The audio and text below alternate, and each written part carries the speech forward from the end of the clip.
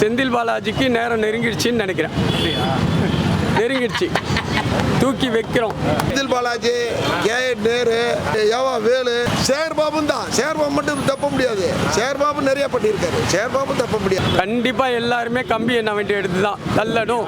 ஏன்னா தண்டனை கொடுத்தாதான் மற்றவங்களுக்கும் அந்த ஒரு எண்ணம் வரும். அது குடும்பத்துக்கு என்ன தேவை ஒதுக்கி விட்டு மீதி பூரா பிடிங்க ஜனங்களுக்கு கொடுக்குறோங்க. அவ்வளோதாங்க எங்களுக்கு கோரிக்கை. செந்தில் பாலாஜி அது ஒரு வாரத்துக்குள்ள அரெஸ்ட் ஆயிடுவாருங்க. அவர் அரசாங்கம் கொண்டாடுவோம். பட்டாசு வச்சு கொண்டாடுவோம். அந்த கர்மா விடாதுங்க. கரூர்ல நடந்த கர்மா வந்து அவனை சும்மா விடாதுங்க. அவங்க ஆத்மாவே சும்மா விடாது. ஆட்டை துறமுறை இருக்கான் பாரு, அது வாயில புழுதான் வரும். அது வாயில புழுதான் வரும்.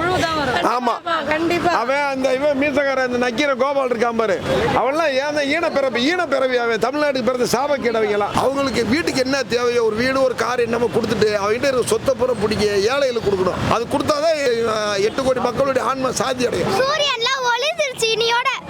சூரியன் இதுக்கு அப்புறம் வரவே வராது. நம்மளுக்குலாம் நிம்மதி. நான் விஜயோட ரொம்ப ரொம்ப ஃபேனு. முறை விஜய் பார்த்தேன். அண்ணனை பார்த்ததுல ரொம்ப சந்தோஷம். என் வாழ்க்கையில பெரிய ஒரு அச்சீவ் பண்ண மாதிரி இருந்துச்சு. ரொம்ப ரொம்ப தேங்க்ஸ். நான் அண்ணனை நல்லா பார்த்தேன். எனக்கு ரொம்ப ஹாப்பியா இருக்கு. நேற்று முதல் வந்து தமிழ்நாடு, இன்னமேட்டு வந்து எங்கள் தளபதி நாடு தான். இந்த ஒரு வார்த்தைக்காக நாங்கள் 4-5 நாளாக வெயிட் பண்ணியிருந்தோம். இந்த காதில் இந்த வார்த்தைக்கு தேன் பாஞ்சிருக்குது. எங்களுக்கு ரொம்ப சந்தோஷம். இதுக்கெல்லாம் வந்து ரொம்ப கூஸ் பம்ப்ஸே வந்துச்சு. அழுதுட்டோம். எங்களை மீறி நாங்கள் அழுதுட்டோம். இந்த நாள் வந்து நாங்கள் ஒரு பண்டிகை எப்பவுமே கொண்டாடுவோம். அது சொல்லும் போது அப்படியே எங்களால் நிக்க முடியல. அவர் பேசும்போது மேல கருடன்லாம் சுத்திச்சு. ஜோசப் விஜய் எனும் நான் அப்படின்னு எங்க அண்ணன் பதவி இருக்கையில இவ்வளவு நாள் உழைச்ச உழைப்பு வீண் போகல அப்படின்னு கண்ணீர் தான் வந்தது. சந்தோஷம். வேலையில் உடம்புல புல்லரிச்சு அப்படியே கண்ணீர் தண்ணி வந்துருச்சு. ஆனந்த கண்ணீர் வந்துருச்சு. இப்போ வந்து விஜய் யுகம், அதாவது ஏதோ யுகம்லாம் வந்துருக்குல்ல, இப்போ விஜய் யுகம் சொல்லும் போது புல்லரிச்சுது. அதாவது ஒரு சிங்கம் வந்து காட்டில் வந்து எப்படி கர்ஜனை வைக்குமோ அந்த அளவுக்கு வந்து தமிழ்நாட்டுக்கே வந்து ஒரு புயல் வீசிருச்சு. ஏதோ அவர் எப்படா சொல்லுவார், இன்னைக்கு சொல்லுவாரா நாளைக்கு சொல்லுவாரா, சீக்கிரம் சொல்லணும், அதை சொன்னா மட்டும் போதுமேங்கிற மாதிரி இருந்தோம். இன்னைக்கு அது சொல்லிட்டாரு. ஒரு வாட்டி இல்ல 2 வாட்டி சொன்னாரு. ஆட்டை துறமுறை இருக்கான் பாரு, அது வாயில புழுதான் வரும்.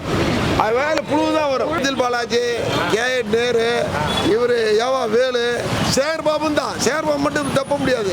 சேர்பாபு நிறைய பண்ணியிருக்காரு. சேர்பாபு தப்ப முடியாது. அதனால அமைச்சர்கள் எல்லாம் உள்ள கரெக்டாக இது பண்ணி அவங்களுக்கு வீட்டுக்கு என்ன தேவையோ ஒரு வீடு ஒரு கார் என்னமோ கொடுத்துட்டு அவங்ககிட்ட சொத்தை பூரா பிடிக்க ஏழைகளுக்கு கொடுக்கணும். அப்படி கொடுக்க முடியுமா? அது கொடுத்தாதான் எங்களுக்கெல்லாம் அந்த எங்கள் ஆன்மா எல்லா மக்களுடைய 8 கோடி மக்களுடைய ஆன்மா சாதி அடையும். அது பிடிக்கிறோம். அவனுக்கு என்ன தேவையோ, என்ன ஒரு கார் வேணுமா, வீடு வேணுமா, பிள்ளைகளுக்கு என்ன வேணுமா அது கொடுத்துட்டு மிச்ச பணத்தை பூரா வாங்கணும். 40,000 கோடி 50,000 கோடி எல்லாத்தையும் கொடுக்கணுங்க. எல்லாம் கொடுக்கணுங்க. அதெல்லாம் கொடுத்தாதான் இவர் தளபதி வந்து அறிவிச்ச திட்டமெல்லாம் பாஸ் பண்ண முடியும். எல்லா புகழும் என் தளபதிக்கு சேரும். என் தளபதி பல்லாண்டு வாழணும். அவருக்கு என்னுடைய ஆயுளில் வந்து 5 வருஷம் என்னுடைய ஆயுள் பலத்தை கொடுத்துட்றேன். அவர் 100 வருஷம்னா என்னுடைய ஆயுளை சேர்த்து 105 வருஷம் இருக்கணும். எனக்கு 60 வயசுனா எனக்கு 55 தான் போதும். நல்லா பார்த்தாச்சு. இதை விட நம்பிக்கையா? தெய்வ பிள்ளைங்க. உலகத்துல ஏழ்மையான குடும்பத்தில் பிறந்து ஒரு சாதாரண டைரக்டருக்கு வந்து பிள்ளையா பிறந்து அவர் படாத கஷ்டம் இல்லை எல்லாம் பார்த்து இந்த நேரத்தில் வந்து ஆட்சி அமைக்கன்னு சொல்லும் போது இந்த ஒரு வாரமாக அவர் படுத்துகிற பாடு நாங்களாம் நைட்டு பகல் கை காலெலாம் பதட்டமாகவே இருந்தது. நேற்று நைட்டு தான் ஓகே ஆச்சு. ரொம்ப சந்தோஷம். நல்லா தூங்கினா காலைல நல்லா என் தளபதி முன்னாடியே உட்காந்து எல்லாம் பார்த்தோம். எல்லாருமே வந்து ஆளுக்கு ஒரு போர்வை எடுத்து முக்காடு போட்டு எங்கே போனால் வெளியில் முக்காடு போட்டு தான் போனோம். மூஞ்சியை காட்டி போக முடியாது. அவன் தமிழ்நாட்டுக்கு பிறந்த ஒரு ஈனப்பிறவி. அவன் நக்கீர கோபால் வந்து ஈனப்பிறவி. அவன் பேசுறதே சரியில்லை. அவன் வந்து ஒரு யோகியமான பேச்சே கிடையாது. அதெல்லாம் சும்மா அந்த காலத்துல இந்த காலத்து பிள்ளைகளுக்கு தெரியாது. ஏமாத்துற வேலை. அதை சொன்னா நம்புவோம் சொல்லி அதெல்லாம் யாரும் நம்ப மாட்டாங்க. சந்திச்சான், ஆனா பணத்துக்காக சந்திச்சான், பணத்தை அடிச்சுட்டு போயிட்டான். அதுதான் இப்போ வந்து இளைய தளபதிக்கு என்னுடைய ஆயுள் பலத்தில் 5 வருஷம் அவர் கொடுத்துட்றேன். நான் அவர் 100 வருஷம்னா 105 வருஷம் வாழணும். எனக்கு 5 வயசு கம்மியான பரவாயில்ல. என் தளபதி வந்து பல்லாண்டு வாழணும். என்னுடைய ஆயுள் பலத்தில் 5 வருஷத்தை அவர் கொடுத்துட்றேன். கரெக்டா? 2வது வந்து என்னன்னா அவர் தான் நிரந்தரமா முதலமைச்சர். அவருக்கு போட்டி யாரும் கிடையாது. திமுக அமைச்சர்கள் மேல பாதி அமைச்சர்கள் மேல வந்து ஊழல் புகார் இருக்கு. இப்போ இவரோட ஆட்சி எப்படி இருக்கும்? ஏன்னா மக்கள் எதிர்பார்க்குறாங்க. மக்கள் வந்து இந்த 5 வருஷத்துல அதாவது சுதந்திரம் அடைஞ்சு அரசு இது வரைக்கும் இதுக்கு முன்னே இந்த 5 வருஷம் முன்ன வரைக்கும் 4.5 லட்சம் கோடி தான் கடன். இந்த 5 வருஷத்தில் 5 லட்சம் கோடி வாங்கி பேர் தான் வச்சு விளம்பரம் தான் பண்ண ஒழிஞ்சு மக்களுக்கு ஒன்றும் செய்யலை.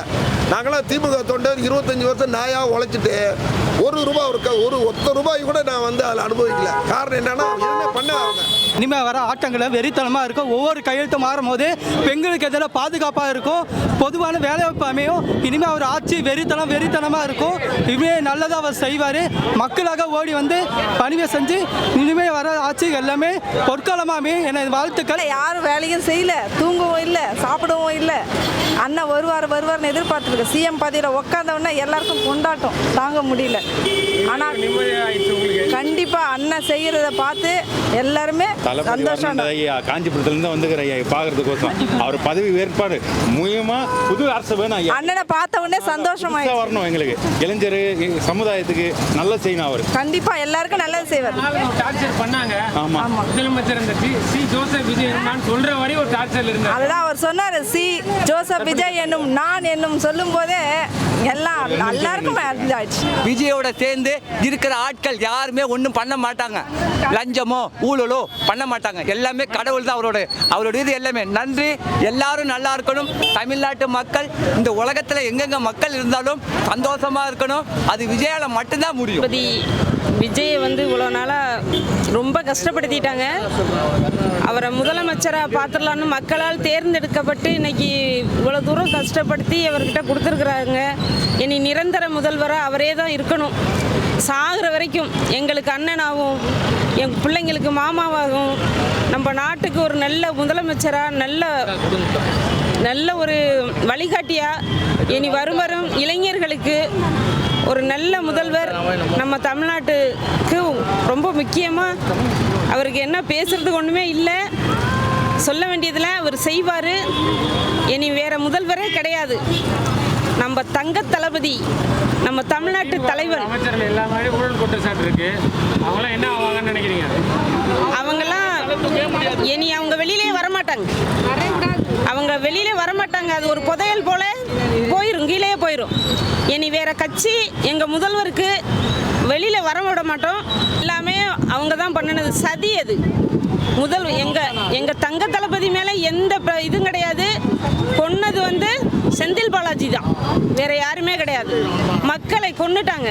இனி மீண்டும் இன்னொரு தடவை அவர் ஜெயிக்க முடியாது. இப்போ ஏதோ செஞ்சுட்டாரு, தங்கத்தையும் கொலுசையும் அதை இதையும் கொடுத்து வந்திருக்கிறாரு. இனி இன்னொரு ட்ரிப்பு அவர் வர்றதுக்கு வாய்ப்பே இல்லை. எங்கள் தங்க தளபதி தான் இனி எப்போவுமே முதல்வர். ஃப்ரீ கரண்ட்டு 200 யூனிட்டு, அப்புறம் பெண்களுக்கு பாதுகாப்பு, அப்புறம் போதைப்பொருள் தடுப்பு பிரிவு.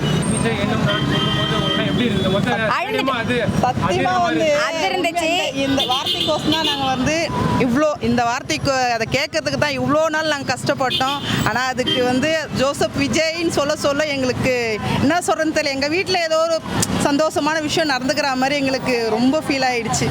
ரொம்ப பதவி ஏற்பாரா ஏற்க மாட்டாரா, ஆளுநரை பார்க்க போகிறது இதே நியூஸை தான் பார்த்துட்டு இருந்தாங்க எல்லாரும். நெஞ்சு வலி வந்துருச்சுங்க. உண்மையாலுமே நெஞ்சு வலி வந்துருச்சு. ரொம்ப கஷ்டப்பட்டோம். நாங்கள் டிவியே பார்க்காம விட்டுலாமான்ற மாதிரி இருந்துச்சு. டிவி எதுக்கு பார்க்கணும் அப்படின்ற மாதிரி ஆமாம். அதான்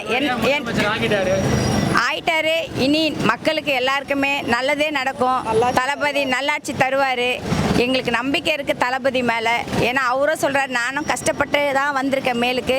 அதனால் இனி கஷ்டப்படுற பெண்களாக இருந்தாலும் சரி, ஆண்களாக இருந்தாலும் சரி, பிள்ளைங்களாக இருந்தாலும் எல்லாரையும் நான் என்ன இதில் இருக்கேனோ அதே மாதிரி நான் மேலோக்கி கொடுப்பேன் அப்படின்னு இருக்கார். அவர் இனிமேல் இந்த பதவி ஏற்று இனிமேல் மென்மேலும் அந்த நல்ல பணிகளை தொடர்ந்து நல்லபடியாக செய்யணும். 6 மாதத்தில் அவருக்கு பல தரப்பட்ட கஷ்டங்களை கொடுப்பாங்க. அதை தாங்கணும். மனதைரியம் அவருக்கு கடவுள் கொடுத்து ஆசீர்வாதப்படுத்தணும், மனதைரியம் பலப்படுத்தணும்னுட்டு என்னுடைய ஆசீர்வாதமும் என்னுடைய பணிவான வேண்டுகோளும் அவருக்கு நான் முன் வைக்கிறேன்.